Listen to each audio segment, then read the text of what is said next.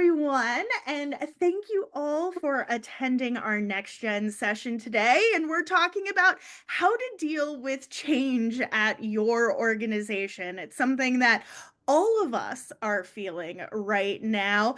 And change, it's an extremely stressful and difficult topic sometimes for people to deal with. And as we enter a new year with a new administration, changes, well, it's everywhere and it's affecting public servants in all different kinds of ways. So, how can you best manage it? How can you deal with these stressors? How do you embrace times of transition within your career and your public sector experience at large? So, today our experts will share strategies for protecting your well being, your work output, all while navigating these uncertain times. But like always, before we get into the topic, I want to go over a few housekeeping items. The first thing is we have some great resources available for you on the console under the resources button.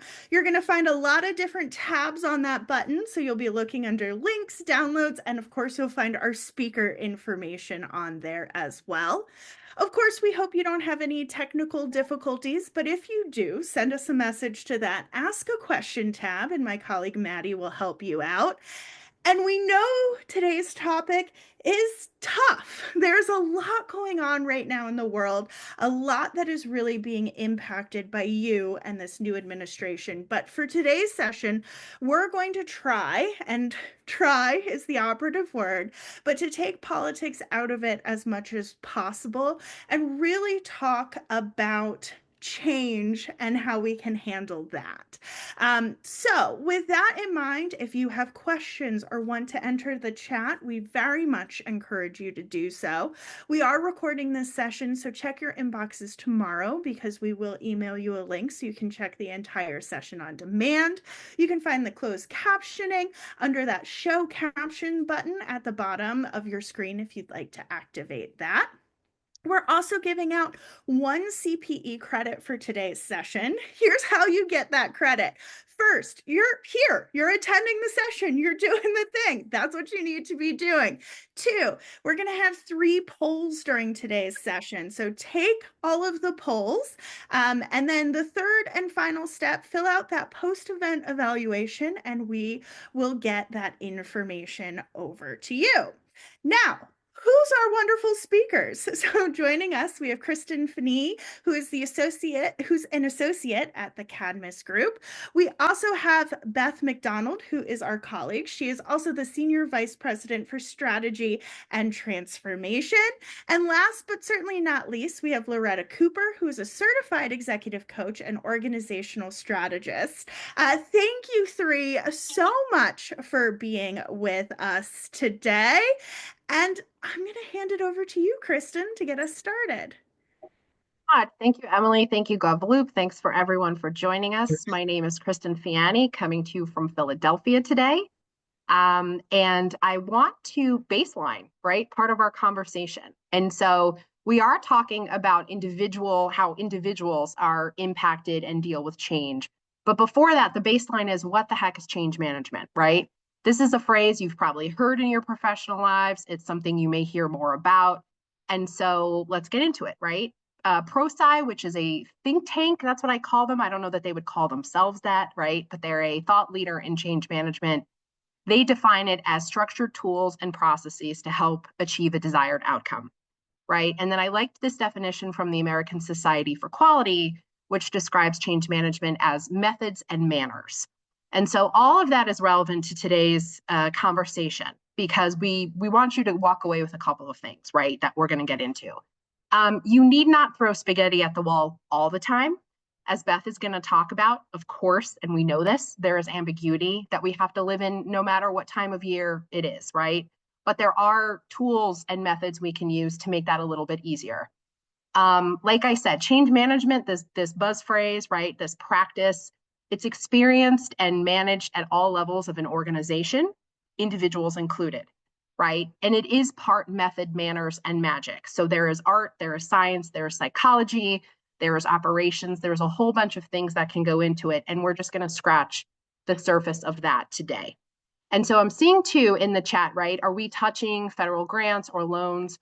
Our idea here, our topics are not going to be specific to a single change, right? We're going to talk theories and tips for managing change in general, but how you take those and apply it to your individual and unique circumstances, just to address that one comment for now. So with that, Emily, I'm going to ask for your help in our first poll, getting that started. So you should see that pop up on your screen. Which best describes your personal approach to change? Right? Duck and cover, rip the Band-Aid off. I think the last one, Emily, the march, the last one is meant to be like march into it, right? So I think we got cut off a little bit. But essentially, option one, duck cover, avoid until I can't do it anymore. Option two, let's just get it over with, rip the Band-Aid off and move on. Three, pragmatic, a little bit, cool-headed, marching through it and see what happens. So go ahead and vote, and we'll see what the results are. Yeah, thanks, Kristen. We'll give it about 15 more seconds for folks to take the poll. And I kind of like the idea of just marching in general. We're just taking it on. So I like that. We have about 85% of you have taken the poll, which is wonderful. So I'm going to give you 5 more seconds. So if you've been holding out on answering the poll, well, now is your chance. And all right, I'm going to share the results with you all. Okay, so we're pretty even here in terms of ripping the Band-Aid off and moving on and marching into it. So we got a confident group, Loretta and Beth. Like, we got some change managers here. We got some folks ready to go. March was the only one presented in a positive light, which is interesting. Jerry Lynn, thank you very much for that comment, because Loretta and I and Beth had that conversation as we were preparing, right? And you're going to hear more about that. Neutral, negative, positive perceptions of change. That's Loretta's spiel, so I'm not going to mention any more. What I will say, right, before I pass it along to Beth, is these are our goals, right? So to level set where we're going today. We're going to talk, Beth in particular, is going to talk about ambiguity and how you work with an ambiguity. And again, industry best practices. This is not just us, even though, we have some expertise in this. It's not just us saying what we think works. It's tried and true organizational psychology, studies, research that backs up how you work with ambiguity, how you work within it, right? Then Beth will pass it to Loretta to talk about the importance of self-care. So think about that airline analogy, right? You put your own oxygen mask on before you can take care of others. And so that was a big focus today, right? When we were asked to come in and share some thoughts. How does the individual going through immense stress and uncertainty manage change? And then bringing that all together, right? Taking that art, that science, that method, that magic, that manners, and dealing with change in your unique scenario. So with that, I'm going to pass it along to Beth, and we're going to dive in. Great. Thanks, Kristen, and thanks to everybody for joining us today. I want to start my portion of the discussion with the idea of the difference between change and transition. This is a concept from William Bridges, and it's basically the idea that change is an external event. So a new system goes live, a new policy goes into place. It's a new boss's first day of work. And transition, on the other hand, is how you respond to that event. So it might be, the system is great and it's easy to use. It could be the system is complicated. It's going to make my job take longer. The policy is long needed. And, I've been waiting for this day. The policy is going to harm my customers. What am I going to do about that? My boss is a great hire and skilled for the job. Or, I love my old boss and will miss them dearly. It could be both of those things. But anyway, so I just want you to keep that in mind as we go through this, that we really are going to be focusing on this idea of transition and not just this one event. And according to Bridges, and I think according to even all of our own experience, there's possible reactions to that. There's sometimes you're shocked by a change that's being announced, of maybe a bit of denial, maybe some emotions, high or lows. You can get into some bargaining and depression and even grief. And kind of all along the negative path. on the positive note, you could be excited about a transition. You could be maybe neither, just kind of curious. You could feel joy about it. You could be eager for it. You could be very accepting of it before you even, without even going through a lot of these details. So the point is that there's a lot of ways to respond to a change, and that's what we're going to be focused on today. So in this transition, this idea of transition, Bridges tells us that we've got 3 stages. We've got this ending, losing, letting go period. And this is where we want to help people mark the ending and deal with their losses. We've got the neutral zone, which is this in-between time when the old is gone, but the new isn't fully operational. Okay, so a lot of us are in that right now. And this is where we're going to help people with repatterning. It's a best time for creativity. And then there's the new beginning. This is when people develop a new identity, experience some new energy, discover some new purpose. And the reason why we are introducing this model is because it's this neutral zone where you do the hard work to make sure that the change either doesn't make us or makes us or instead of breaks us. The neutral zone, that duration, that's why it's such a funky little chart here with this varying time. The duration of that really depends on the change itself and the person. So you'll have some people who are going to be in this neutral zone for a really long time, depending on the change, and some that you're going to have that are very quickly, okay, I'm on it, whatever. And it depends on the person, it depends on the change, depends on all these reactions. But either way, we promise you there will be this neutral zone, and this time is going to be filled with ambiguity. So Emily, if we could go to our poll question. So which of the following statements come to mind when you think of ambiguity? Oh, good, time to procrastinate. Yes, this will be a time where I get to help figure things out. Or, oh no, my stress level just went through the roof. Or maybe it's even something else. And if it's something else, you could check that box, but maybe just post in the chat what your something else is, your reaction to ambiguity. Wonderful, Beth. So we'll give folks about 15 more seconds to go ahead and take this. But if we're gonna be honest, I'm with the group that's probably like, oh good, I get to procrastinate. And I know that isn't necessarily good behavior, but this is a safe space and I'm being honest, and that's probably where I'd put myself. So we'll give folks a few more seconds here. And Emily, I also too just wanted to interject in case Beth can't see the comments. We got curiosity, Beth, as a reply. Curiosity about the ambiguity. Anxiety and desire to swing between making a plan, right? So start making a plan versus anxiety. It depends. Yeah, a lot of really good comments in the. I'm watching them come in now. Yeah. Mm-hmm. Yeah.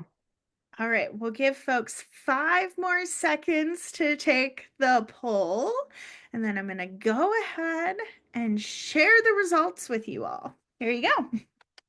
All right, so a few who would take the time to the ambiguity time to procrastinate, others who would, get in there and try and figure it out. And just about the same amount, the stress level went through the roof. You can also do both. Your stress level can go through the roof, and that might motivate you to get in there and figure it out. And, again, people are commenting here that, it depends on the coworkers, the staff, it depends on what it is that's being so that is so ambiguous. So anyway, we're going to go into a little bit about how to handle ambiguity. Before we do that, I want to introduce or maybe reintroduce for some of you this idea of the circle of influence. Sometimes you'll hear it called the sphere of influence. And the reason why I said it might be a reintro, it's an oldie but a goodie. It is from Stephen Covey's 7 Habits of Highly Effective People.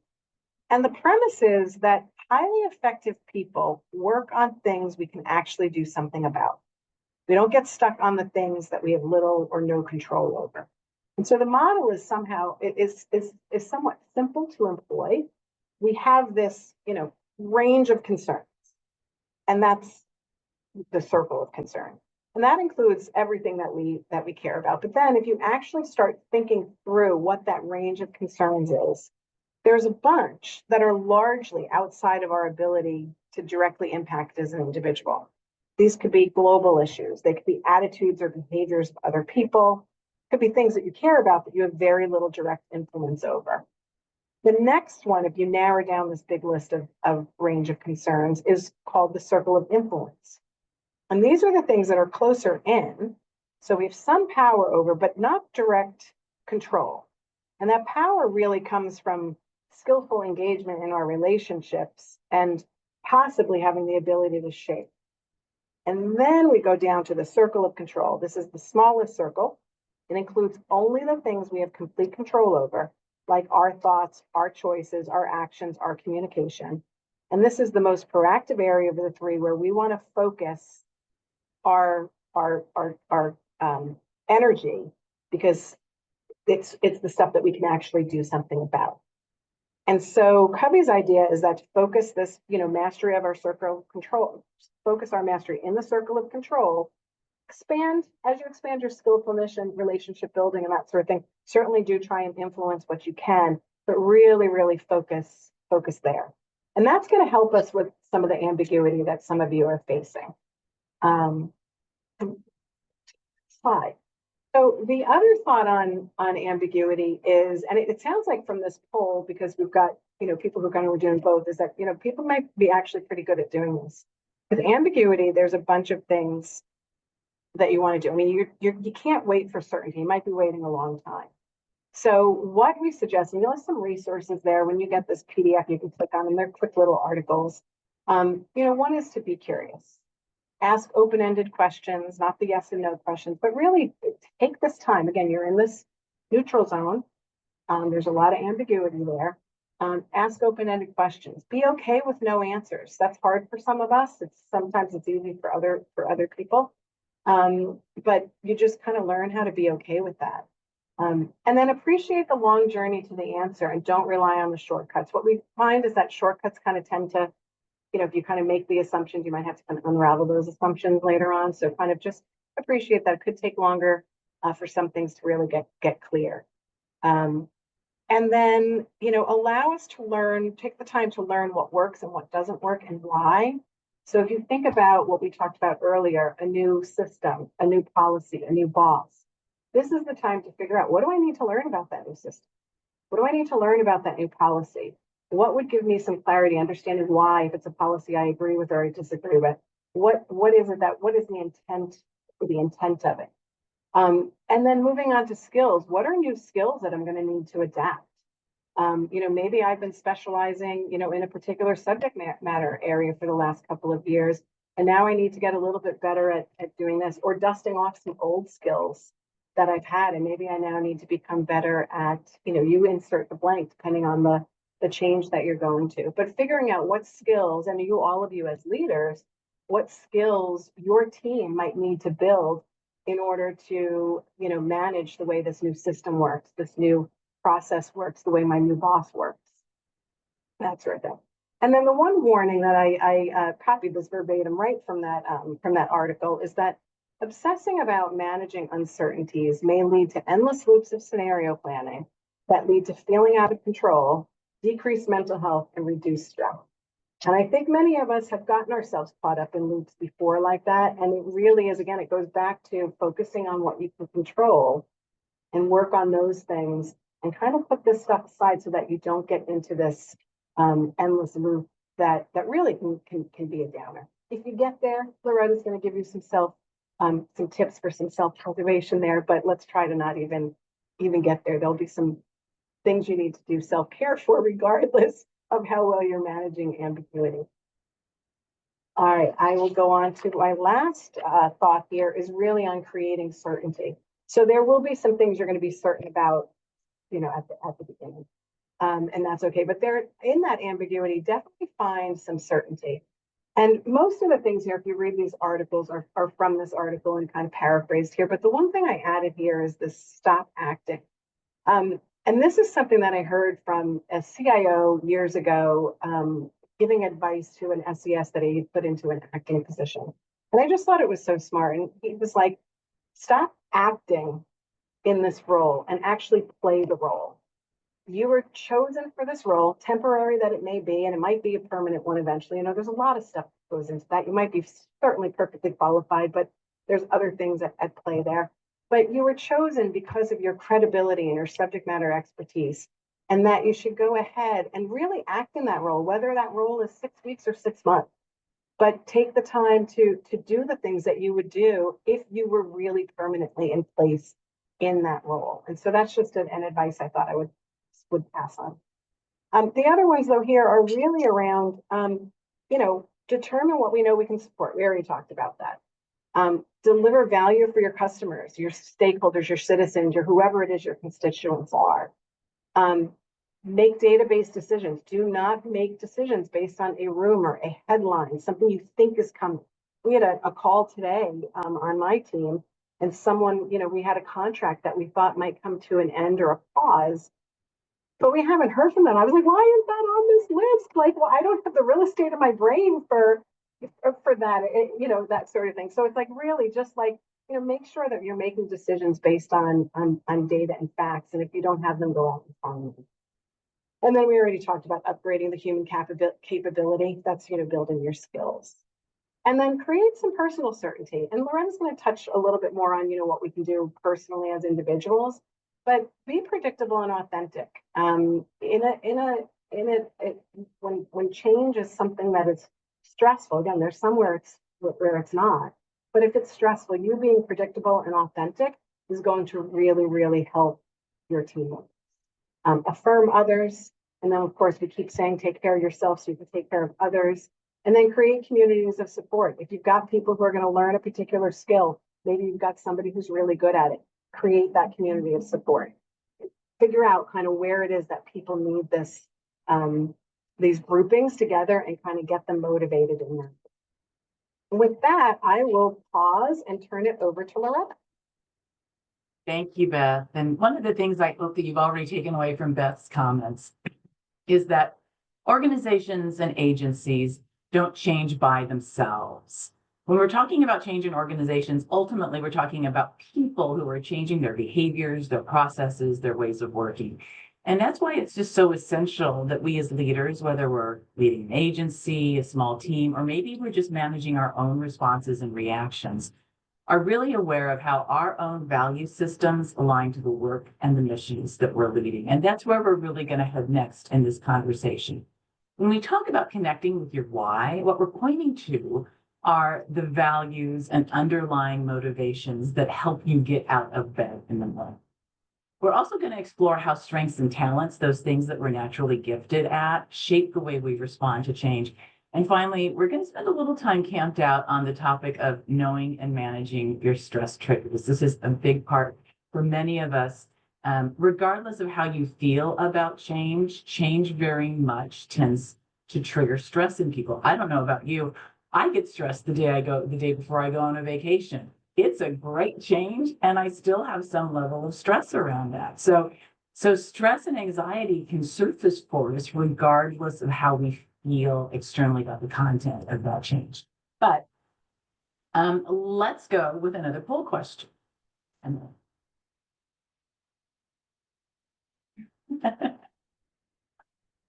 Okay, so all of us are navigating change in our lives constantly. So here's what we're a little curious about to hear from you. What are the strategies you are already using to manage yourself during time of change? Maybe it's positive self-talk, maybe it's exercise, maybe it's time with friends, maybe some kind of quiet time or practice that you have, journaling or meditation. Or maybe there's something else entirely. Tell us about it. We're very curious and interested to hear how you are already navigating and managing yourself during time. Yeah, thanks so much, Loretta. We are getting a lot of great responses so far into the poll. About half of our attendees have already taken it, so we'll give them a few more seconds. But some folks for the something else said family time. Elizabeth said dance parties, and I want to hang out with Elizabeth because that sounds like a really great time. Although I I can't dance to save my life. Playing jacks, there's like a whole lot of options. Legos I can get behind. We're in the Duplo phase in my house right now, but Legos, love them, love them. So we'll give folks about 5 more seconds here.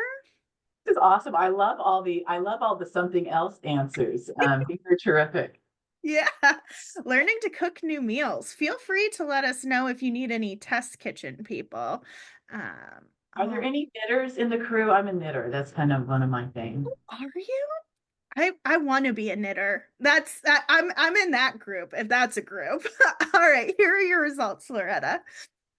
All right, this is great. I love the positive self-talk. That's a huge thing, and we're going to talk a little bit about paying attention to that noisy roommate that lives in your head. So we're going to talk about positive self-talk. Exercise is absolutely scientifically, the research bears this out. When we've got stress hormones coursing through our bodies, we know that exercise is one of the best things that we can do. Time with friends, building community, absolutely another thing that's really good for us during times of stress. Quiet time, journaling, meditation, and something else. You guys already have great skills and great navigation on board to help you manage times of stress. So congratulations. So when we think about successfully navigating ourselves, managing ourselves during times of change, it really is an invitation to take an inventory around what matters most to us as individuals. I really think about, in January, people like to set New Year's resolutions. I really like to think about it as a time to take a values inventory around what matters to me most, and then link those things to what my goals and aspirations are for the years. When our professional goals and objectives resonate with our personal values, it's like a superpower. There's a natural synergy that starts to occur. For instance, somebody who values consistency may have a lot of juice around an organization, around a project to implement more efficient policies across an organization. If you're someone who really values relationships and connections with others, well, you might find a lot of motivation around mentoring people through times of change. If you're somebody who has a strong sense of personal accountability and responsibility, you might find a lot of motion and motivation around setting up a system of accountability and ensuring that there's really good follow-up on a project or program. The key here is to start with a personal inventory of your own values and beliefs, and then find a way to connect those things to the stuff that's already on your to-do. This is a little bit like what Beth was pointing us to around what's in our circle of control. Those are the things that are clearly in our circle of control. Your values and how you think about how they connect to the things that you're responsible for is clearly within your circle of control. So the next move is to look closely at our talents and strengths. And here I'm going to use the construct that's created by the Gallup organization when they research and study strengths. Now, Gallup defines a strength as the ability to consistently perform at a high level in a given area. Now, how do you get to that strength? You start with the talent, a natural way of thinking, feeling, or behaving. And then you invest time in maturing, practicing, and developing that talent. And when you have done that over a period of time, you have a consistent level of performance that we call a strength. And I personally think that one of the reasons that we love sports so much as a culture is because we get to watch this happen over and over and over again on the playing field. The people that we love to watch the most on the field are the people who are working in their greatest strengths. There is such a joy in watching people do those things beautifully well. Also in this category, people sometimes want to ask about focusing on shoring up weaknesses. So if that's you, if you're sitting thinking about, well, okay, strengths are one thing, but what about my weaknesses? As a general rule, I am 100% convinced that your fully exploited strengths are of much greater value to you and your organization than your marginally improved weaknesses. The story I like to tell here is that I am sometimes in a position where I am required to do some project management in my job. It is by no means a strength. Beth is my boss. She asked me to go to a project management course this year. I did. It was wonderful. I love learning. I have so much appreciation for good project managers. I came back from that session and I said, thank you so much for the opportunity to learn. And I can tell you that if I spent the next 10 years applying myself in project management, I could become a marginally adequate project manager. I will never be as valuable to my organization as a project manager as I am as a communicator or facilitator. It's not my strength.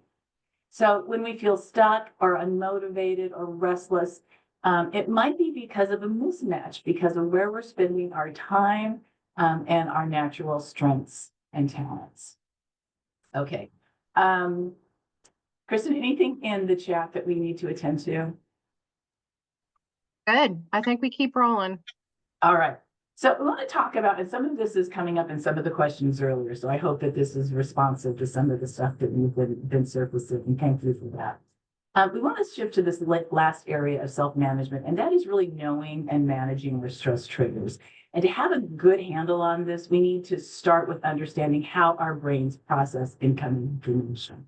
Our brains are first and foremost pattern-seeking machines, and this is out of necessity because our brains are taking in so much data in any given moment that to slow down and actually analyze every bit of incoming information is just not practical, even for as fast as our brains move. Instead, our brains look for patterns and sort that into that information through the most often used neural networks in our.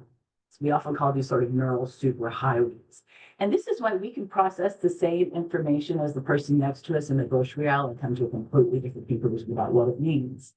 Because we have shaped those neural networks early in our lives by stories, by identity, by all kinds of things that shape us as individuals. And we tend to defer to a set of cognitive biases to quickly make meaning in complex situations. That is not a judgment of right or wrong. It is just how we're wired as human beings. And there's a story I like to tell that kind of illustrates this. And it goes back to the COVID era when we were all working at home. And my office is at home, is in the basement, and I have a pair of French doors right next to it. I tend to, especially when the weather's warm, leave that door open so my little dog can wander in and out throughout the day. And one afternoon, I had gone upstairs, left that door open. I thought I was going to come right back to my desk. I didn't. I got distracted. It was an hour or so before I came back, closed the door, logged off for the day, and went upstairs. The next morning, I come back to my desk. I have my cup of coffee. I log on. I'm chatting with my lovely colleagues. And I look over my shoulder, and curled up at the threshold of my French door, about 3 feet away from me, is the largest, ugliest black garden snake you've ever seen. Now, in that moment, my brain did not stop to put together a project plan of how I was going to evict this garden snake. What happened in that moment is I screamed like a crazy woman, levitated over my desk, and went running up the stairs looking for my neighbor, who's an Eagle Scout, to help me evict this thing and repatriate it to a more appropriate place.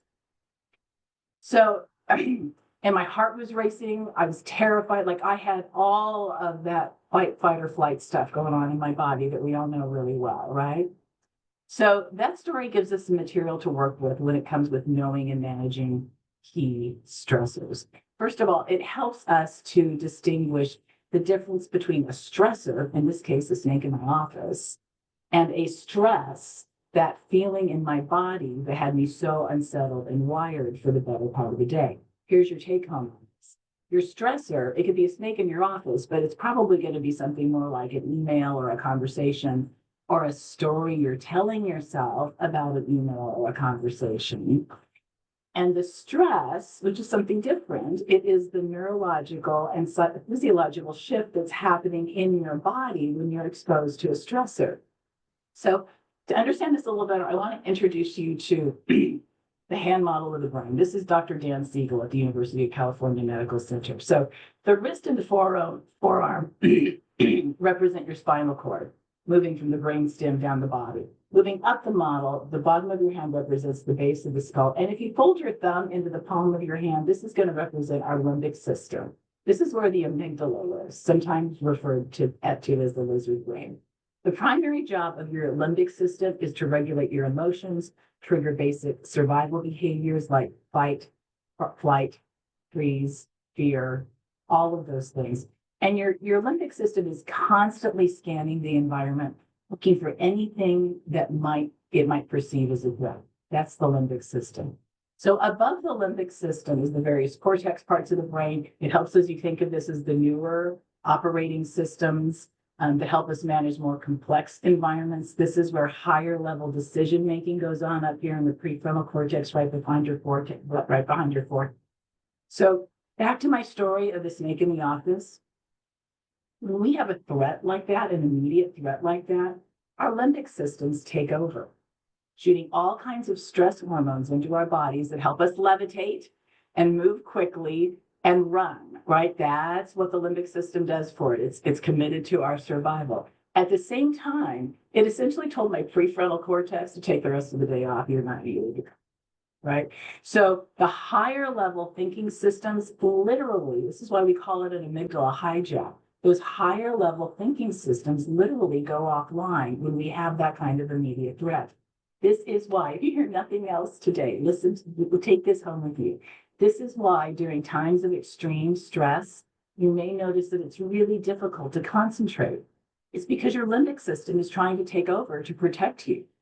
And in doing that, it's directing all of your executive function brains to shut down because they're not needed. So it's your brain's way of protecting you and being more efficient. So we know now that external stressors create physiological and physical stresses in our body. So the question was, what then do we do about it? And you all have already shared some really great strategy. These are some of the things that Dr. Dan Siegel suggests in his book of Mindsight. And I suspect these are things that you are all pretty well familiar with as well. First of all, exercise. It's great. It burns those adrenal hormones and it boosts endorphins immediately. Paying attention to what you're paying attention to. You talked about the self-talk. Check in on that noisy roommate who lives in your head and see if that constant chatter is helpful or if it's creating a negative distraction. And try to stay in the present. Anxiety is almost always future focused, anticipating a win. This is why somebody mentioned like running scenarios endlessly does not soothe you. It can tend just to make you feel a little more anxious. This is why, because it's constantly future focused and it does sort of allow that anxious brain to work. Develop a deeper personal emotional connections. Talk it through with the people who are in your circle, your people. Such an important way of managing stress. And developing a meditation practice that gives you an opportunity just to slow down and your brain and body an opportunity to process all the stuff that your brain and body are trying to sort through. So these are a few things that can help you manage stress related to any kind of change.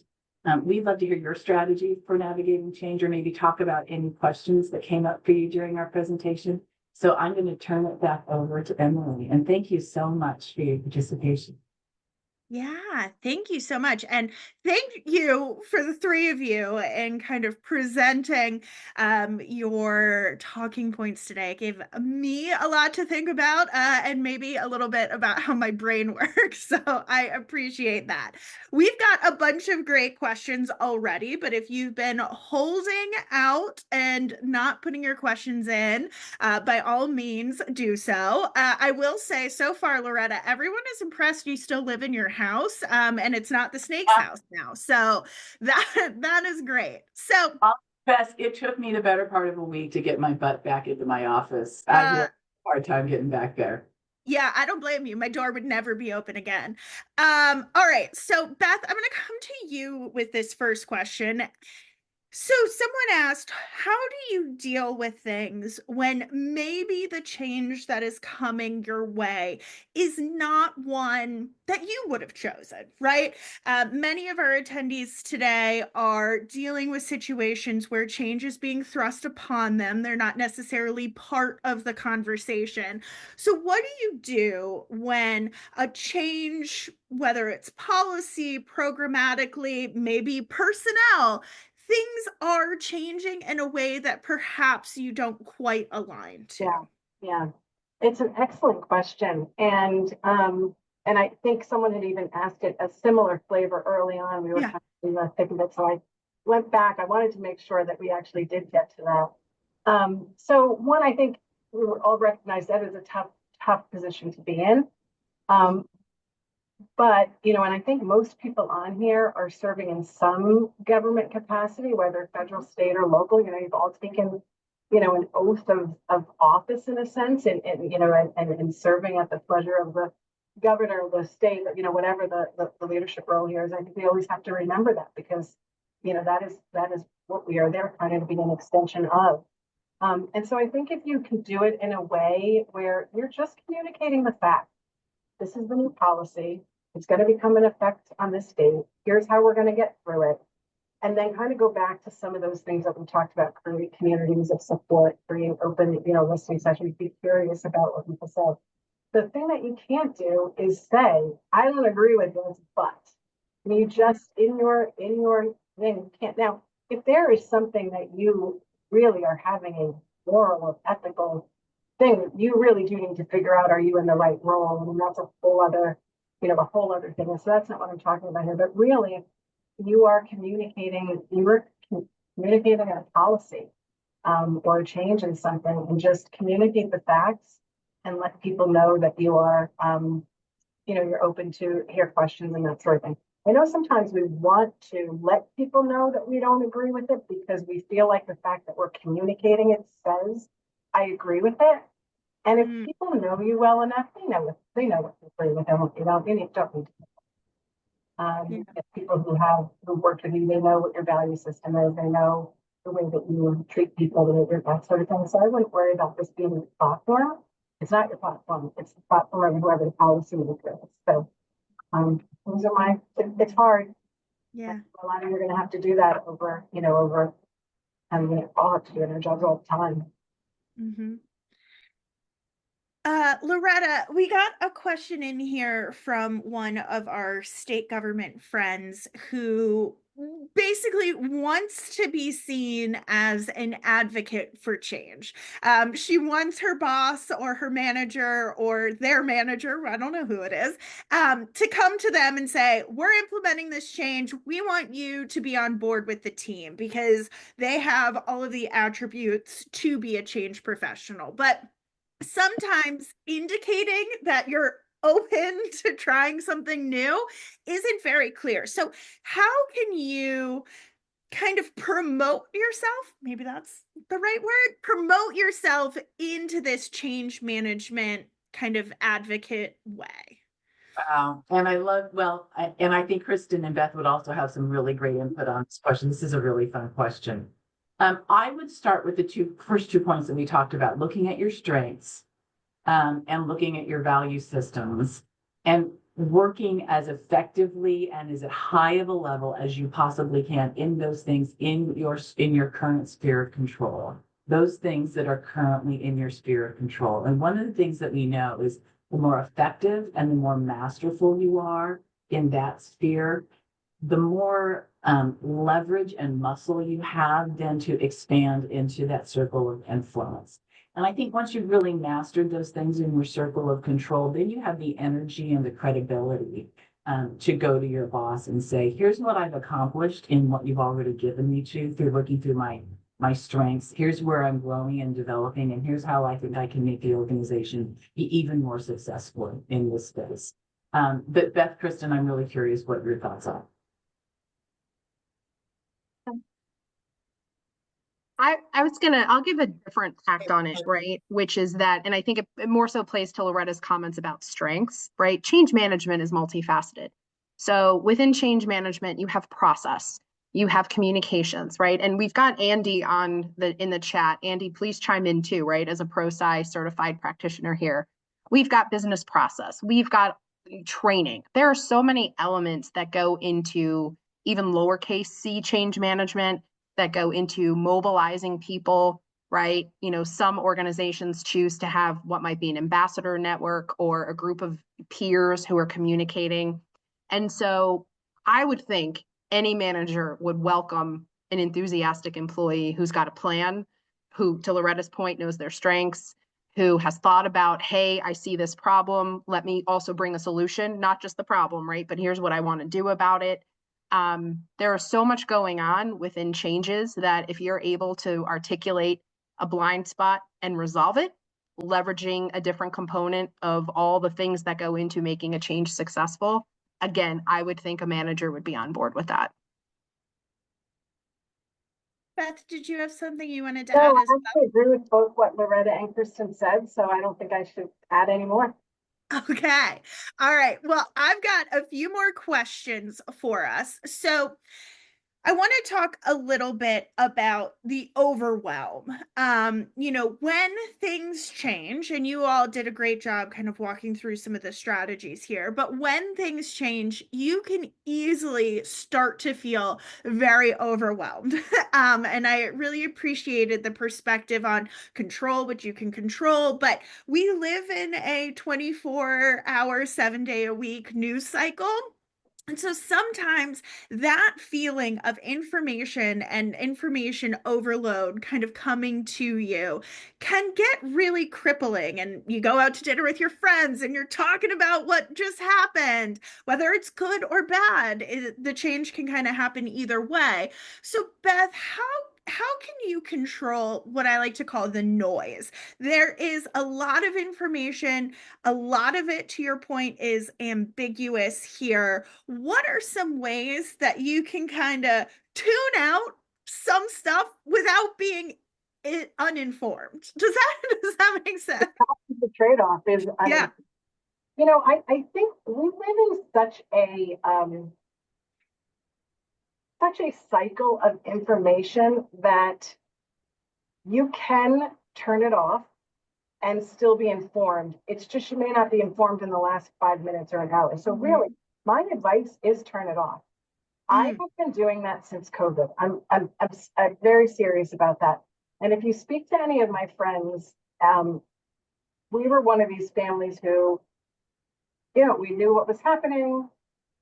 We weren't super stressed about it, but we were very cautious about it. And actually, my son said to me, because he's compared stories with others, a college senior, he said, Mom, I kind of feel like we did okay compared to people who are still to this day very, very stressed about germs and this and that. So I know I'm just inserting one example here, but I turned off more. I was like, I don't need to read down and find out that door handle I just touched, that it was that sort of thing. I mean, we're thinking about 5 years now. I would say the same thing now with this news cycle and even, political news cycle is turn it off for a bit. If you turn it off for a bit, you're giving yourself a little bit of a reprieve to give your brain focus, do these other things, do the music, do the food, the cooking, go back to other stuff at work, and give your brain the break, give your emotions the break, and you're not going to be that uninformed because the cycle is so quick. You don't need to read 400 articles or 30 articles. I mean, you do need to find the truth. I get that. But I really do say turn it off. Or you say to your friends at dinner, I've been dealing with this all day long and I cannot have another dinner where I talk about this policy or this system. Could you give us this safe time to, that sort of. Yeah. Can I say a little more about this? And Lori, I think this might go to your but what if sort of thing. So newsrooms have a near and dear place in my heart. I walked into a newsroom. I spent the first 20 plus years of my career in television news. I walked into a newsroom the first time when I was 14 years old. And I love being in a breaking news environment. It is exciting. It thrills me. I thrived in it. And I've also come to a place in my life where I can no longer live on that kind of anxiety. It is not a clean burning field. Trust me on this. What I have done, in addition to turning off, I used to live on the New York Times news alerts. Like even when I left the business, it was critical to me. I thought I absolutely had to know what was happening at every moment. I've turned off all of those alerts, and I have selected. I have a few key podcasts, people that I trust, people that I think are smart and thoughtful. And I tend to listen to people talk about policy and implications more than I listen to breaking news. And that way I feel like I get thoughtful context around what's happening and where we're going without the constant barrage. And I've also started taking the weekends off. And that is a huge thing for me because I used to live and die on those Sunday morning talk shows. They were my guilty habit. But really monitoring what you're exposed to, because our central nervous systems can only tolerate so much. So we really encourage being smart about your diet. I think that's such a great point too, because some of the stuff that we hear in the news and then what agency information comes out later on don't always perfectly align because they don't necessarily have all of the context, or maybe some things are in the works and in process. So it can sometimes take a while for a full policy to come out, but the headline is startling, and the headline is what you're going to spiral on for a while. So I really appreciate that perspective of kind of taking a step back, looking for that kind of source of truth, whether that's from your agency's directive itself or something else. But perhaps the news headline isn't necessarily where we should be going to kind of be getting some of these latest updates. So I appreciate that. All right. We only have a few minutes left here. So I want to, Beth, we had a few folks on here asking for more resources, more information. So give us where we can go to find some more resources on this topic. Sure. So there's first of all the stuff that we put in here was footnoted if you did want to read anything. And then we do have some resources here, the ProSci site, William Bridges site, our site. We've got case studies out there about some change stuff that we've done. The Dan Harris work that Loretta mentioned is on here. And my screen is blocked, but this last one is it's also some of the work that Loretta had referenced. So we think those are certainly some really great places to start. I also would like to suggest that you use us as a resource, okay? I mean, the comments over here, I kind of feel like this is a very, even though there's 200 people out here, it's people who kind of are like, kind of are aligned with ways that you can do this and manage this. And I just would invite you to connect with us if you want to. We're going to give you our email address information here. It'll be in the packet that you get. If you want to send a question to one of us, or run a scenario by us, we are happy to do that. We're just here as a resource. We want to make sure we specialize in helping organizations be effective. You are all leading organizations, and sometimes that work is a 5-minute call with sometimes it's much bigger, longer work. But these 5-minute calls or an email here or there, we are happy to do. So those are the resources that I would. Wonderful. Thank you so much, Beth. And I know we're getting a bunch of questions about the slides and kind of all the resources and information. So I'm going to tell you a couple places where you can locate that information. You can find it in the resources tab of our training right now. We'll also be sending this along in our follow-up email as well. We'll do some additional resources. We also have plenty of resources on GovLoop as well on the topic because, well, change, it never stops changing. It is always here. It is always going to be a challenge. I love the quote that's like, I love change, except when it happens to me. And it's exactly true, because I promote the idea of change and then something happens to me and I'm like, whoa, pump the brakes, my friends.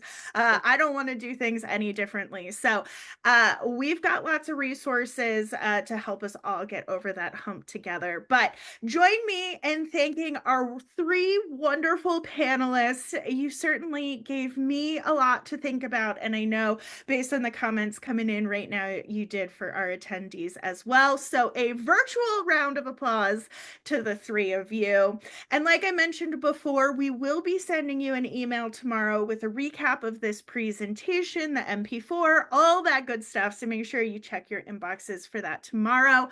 But on behalf of GovLoop and NextGen, I really hope you enjoyed today's training. We know that change is hard. We know that right now is a particularly change-filled time in our lives. So we appreciate all the work that you do every day. So thanks for taking the time out of your busy schedules to join us this afternoon. And we really appreciate you being here. So have a great rest of your day, and we'll see you at our next training. Bye, Yes, everybody. thank you everyone for your service to your local community, federal. Thank you so much. Thank you for your service.